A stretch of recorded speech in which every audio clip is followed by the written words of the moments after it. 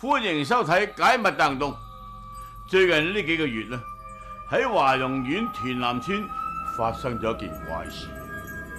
村民陳木強嘅屋企頻頻失火，僅一個月之內啫，陳家先後4次咁樣莫名其妙着火。更令人奇怪嘅係，陳家嘅隔離鄰舍就冇發生過火災噃。大火似乎係瞄準陳家，但係火災發生嘅原因係乜嘢呢？係邊個都講唔清啊！唔通真係村民所講咁樣，係鬼火喺度作怪？原來喺火災事故之前呢，陳家就曾經發生過一件詭異嘅事啦。而戶主陳木強更加認為所有嘅噩夢都係由呢件事開始嘅。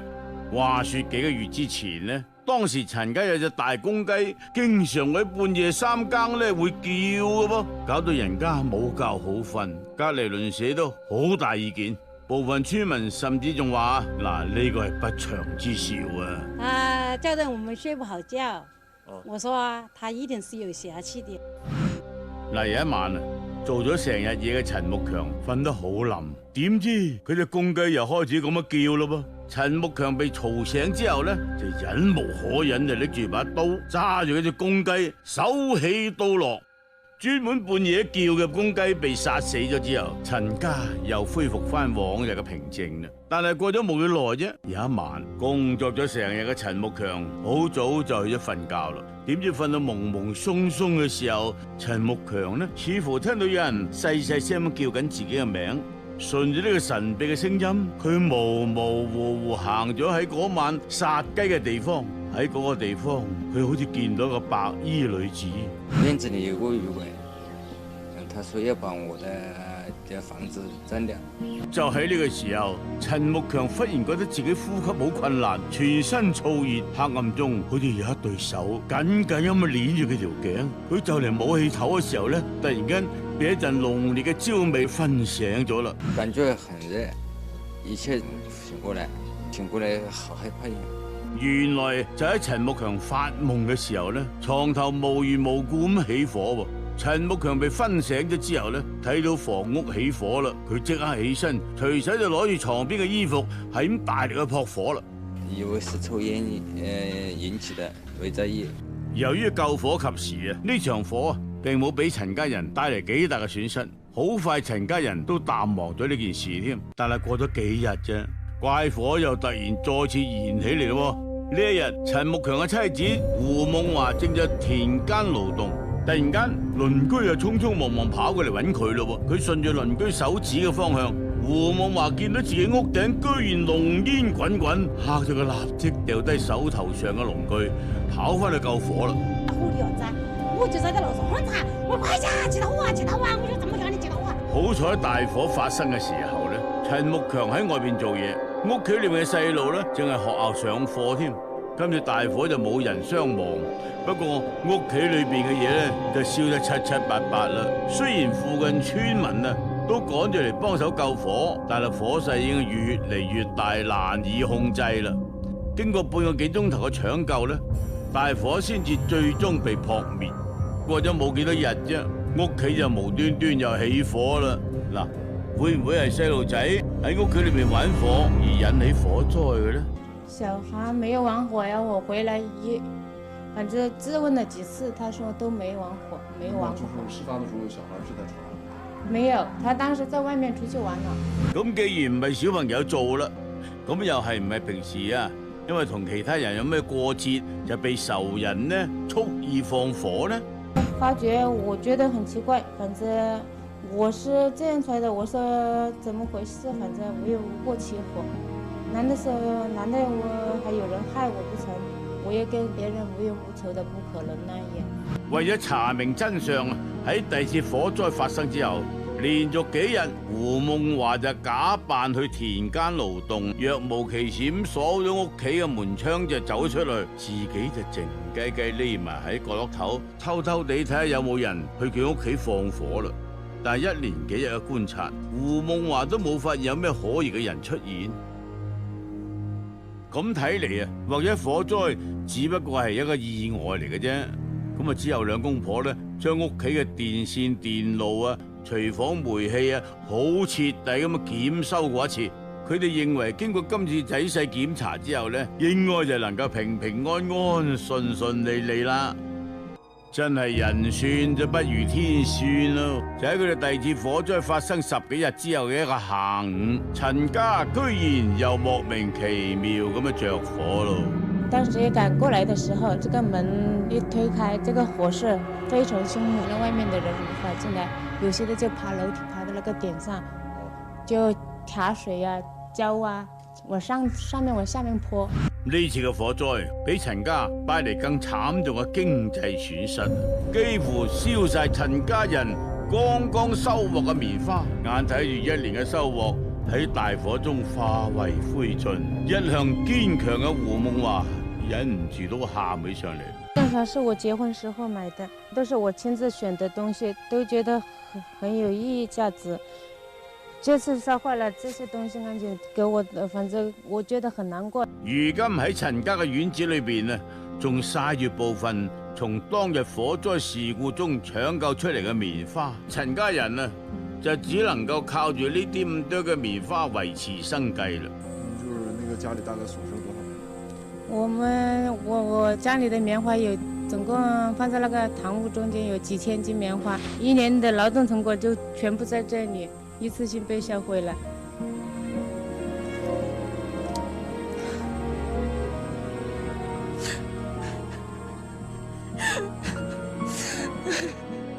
天有不測風雲，人有旦夕禍福。喺呢3場詭異嘅大火中，陳家多年嘅積蓄就係咁樣被燒成灰燼。眼睇住原本幸福溫馨嘅屋企就被燒到面目全非。而起火嘅原因一直搞唔清楚，真係令到啲人好焦慮。但係俗話又講，福無雙至，禍不單行。就喺第3次火災發生嘅第2日嘅下午，悲劇再度發生喺陳家。而呢件事帶俾陳家嘅人心靈上創傷，遠遠超過咗前3次嘅火災。就喺火災發生嘅第2日嘅下午啫，陳木強嘅爸爸準備去買滅火器啦噃。正當老人家行到村口轉彎嘅時候，砰！俾一架疾馳而嚟嘅汽車撞到啦。3個娘子我一個，他的丫丫就是給我一個根本的，你就是我的那樣啊，他蠻慘。一不小心被別人的車拖到那個地上，拖了10幾米。拖到一個滾到了他的那個車下面，才知道有人撞。本來接二連三嘅火災事故起因仲未查明嘅，呢一頭啫，父親又遭遇車禍意外死亡，呢一連串嘅不幸，對於陳家嚟講，無疑係雪上加霜啦。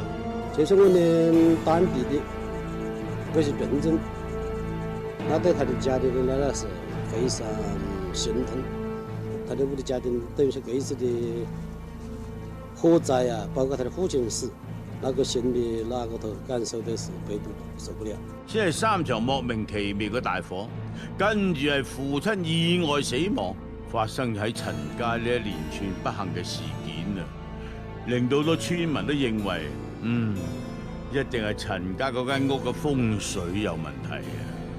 他和我還終於知啦，是的吧？他不能想屋子嘛醜吧？我怎麼能去外面看我牛寶看不用啊？碰看幫個別行為，怎麼可能的？不是啊？我就是覺得是迷信。面對鄰居嘅猜疑，聯想到家中最近發生咗種種不幸，陳家人呢又諗翻你只會夜晚叫嗰隻公雞，同埋火災當晚陳木強所做嘅噩夢，唔通正如夢中嗰個女鬼所言，房屋下邊真係有墳墓？飽受怪火煎熬嘅陳家人揾嚟咗當時好有名氣嘅法師，想請佢嚟睇睇屋企到底係邊度出咗問題。當時法師說，我們這房子裏面下面有墳地。陳木強嘅噩夢啊，喺法師嗰度得到咗印證。法師就話啦，原來喺陳家宅基地下邊呢，確有一座墳墓。正所謂陽宅壓陰宅，就捉弄咗陰宅裏邊嘅鬼魂啦。因此鬼怪作祟，要放出火嚟燒陳家嘅屋啦。法師仲話陳木強父親就係被鬼魂害死噶啦。隨後陳木強夫婦就按照法師教嘅破解方法，擇好吉日喺院子嘅東南方嘅田邊起咗一座土地廟啦，希望從此嚟到鎮壓邪氣，消除火災。好啦，請法師嚟咗睇嗰間屋啦，而土地廟亦都建好啦，恐怕今次就可以徹底消除邪火啦，保佑家中嘅人平平安安冇事啦。但係令人匪夷所思嘅一幕又發生啦，就係陳家為啱啱落成嘅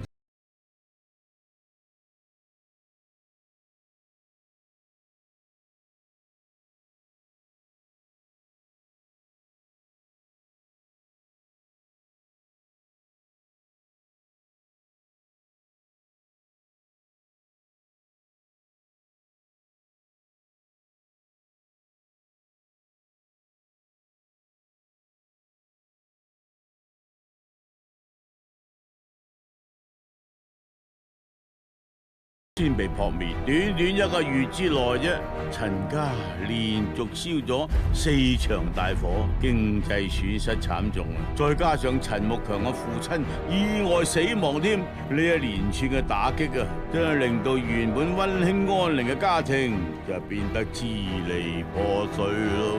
我呢就搶你搶那搞的搞啊，米飯燒個的呀，家伙燒個你那個呢，還是很慘呢。我那個現在都心裡都很痛。这个是不管是哪一家讲过的都是心疼照顾，是吧？他的家么家庭头户么，主要是我们本队的邻居和邻队里的都是说他的一家人这一次的灾難太大的。喺火災原因冇法查明嘅情況底下呢，陳家人只好請法師嚟睇風水咯，希望能夠得到神靈嘅庇護。但係第4次火災嘅發生，無疑證實咗鬼怪之說嘅荒謬。陳家嘅離奇怪火令我哋聯想到曾經發生喺新化縣雙江村嘅怪火事件啦。我哋可唔可以喺嗰度找出咗陳家火災嘅原因呢？嗱，呢度就係湖南省新化縣嘅雙江村啦。據說啊，從2000年開始嘅5年時間之內啫，就村裏先後發生咗200幾次嘅火災，大火燒毀咗大量嘅房屋。當時啊，村民喺突如其來嘅災難面前就顯得束手無策啦。好彩後嚟呢，通過專家層層分析，終於真相大白。這個林子叫靈火，就是比較靈的，不會拉手。白天看得見，白天看不見。童前明教授從湖南省地質圖表上邊發現，新化雙江村所處嘅曲溪山，當地有大量黃鐵礦嘅礦產，而黃鐵礦啊係分佈最廣泛嘅硫化物礦物，係提取硫同埋製造硫酸嘅主要原料。由於硫嘅燃點較低啊，喺一定條件下邊，好容易會自燃嘅。唯一可能的有種地質角度來講，就是底下可能有硫鐵礦，有黃鐵礦，啊，那個臭皮蛋的味道，那就像硫化氫的味道，有點像硫化氫啊，像硫化氫的味道。如果將兩個地點嘅火災事故做對比呢，我哋就發現啦，兩邊火災發生啊，都係來無影去無蹤嘅。根本冇辦法揾到火源嘅具體地點。陳家秘密起火，會唔會係礦物成分嘅自燃引起嘅呢？但喺隨後嘅調查中，呢個推測好快就被否決啦。因為屯南村地處平原地區，地下從冇發現過任何礦物，附近亦冇工廠啊。呢度嘅農民世代以種植棉花為生嘅。因此發生喺陳家嘅火災應該與礦物自燃冇關嘅。就喺我哋調查陷入僵局嘅時候呢，有一位村民就為我哋提供咗一條重要嘅線索啦。這個火災它是什麼原因？我認為是人為的。為什麼是人為的？因為晚上打麻將回來，看見他家門口有人。晚上大概几點鐘？12點左右。那個人看清楚了？天太黑了，我看不清楚。陳家嘅大火，難道真係有人蓄意而為嘅？當天嘅晚上呢，我哋決定匿埋喺陳家附近睇睇，到底有邊個人故意放火。切不，你看那邊，他是不是有人在動？有光是吧？家裏有人。喺漆黑嘅夜色中，陳家附近果然出現一個黑影咯噃。佢打住手電筒，鬼鬼祟祟咁樣喺陳家嘅周圍轉嚟轉去。唔通呢個人就係陳家火災嘅元兇？有人嗎？有人嗎？是誰個？我哋追到屋前，正準備捉住呢個人，但係眼前一幕令到我哋好震驚。打手電筒嘅，竟然係一個滿頭白髮、行動不便嘅老人家。無論如何，我哋都冇辦法將眼前呢一位年邁嘅老人家同嗰個狠毒狡猾嘅縱火者聯繫到一齊。那個伙伴到嗰度幹什麼？幹麼子？我都沒有的，晚上都嚟看見，我送你來，我都聽你的眼睛都看了。我是怕在屋裏後有幾手花燈。原來啊，呢位老人家竟然係陳木強嘅爺爺，今年已經80幾歲啦。眼睇到自己嘅孫嘅屋企咧，頻頻發生火災，個仔又喺車禍中意外去世，老人家好心痛啊！最近呢幾日，老人夜晚瞓就瞓唔得安樂，就出嚟幫手睇睇個孫仔間屋啦。冇諗到被村民誤會成為放火賊添。面對住頻頻發生嘅詭異火災，陳家人已經係身心疲倦、痛苦不堪啦。到目前為止啊，4起嘅火災已經俾陳家人帶嚟咗5萬蚊嘅經濟損失啦。因為陳家每次發生火災之後咧，都冇保護好事故嘅現場，所以令到相關部門調查難度就增大啦。不過有專家就分析認為，之所以會造成呢啲詭異嘅火災嘅原因呢，有可能係由於陳家嘅空氣當中有大量嘅可燃氣體噃。專家話，磷化氫呢種易燃嘅氣體真係隨處可見嘅，因為呢種氣體啊係由含有磷酸鈣嘅動物骨骼、魚鱗片或者蛋殼等等嘅物品喺缺氧嘅情況下邊咧沉積而產生嘅。如果屋企裏邊地面出現咗裂縫咧，或者俾老鼠咬出好多個窿啊，氣體就好容易喺地下咁樣溢出嚟，進入屋外邊啦。而陳家每次發生大火嘅時候咧，佢哋全家都出外嘅，門窗關閉。由於冇開窗通風啊，於是磷化氫氣體就喺屋裏邊大量囤積，喺一定嘅條件下邊咧就可以燃燒嘅。而陳家頻繁發生火災嘅時候咧，正係風高物燥嘅秋季，屋企堆積咗好多易燃嘅棉花，各種條件巧合咁湊埋一齊咧，就引起咗大火啦。嗱，咁樣睇嚟啊，造成陳家幾次火災嘅兇手應該就係大自然啦。而喺調查嘅過程裏邊咧，我哋就發現啦，原來唔少嘅地方啊，都曾經發生過房屋離奇燃燒嘅事，而其中有幾宗呢，專家就認為有可能同磷化氫嘅泄漏有關嘅。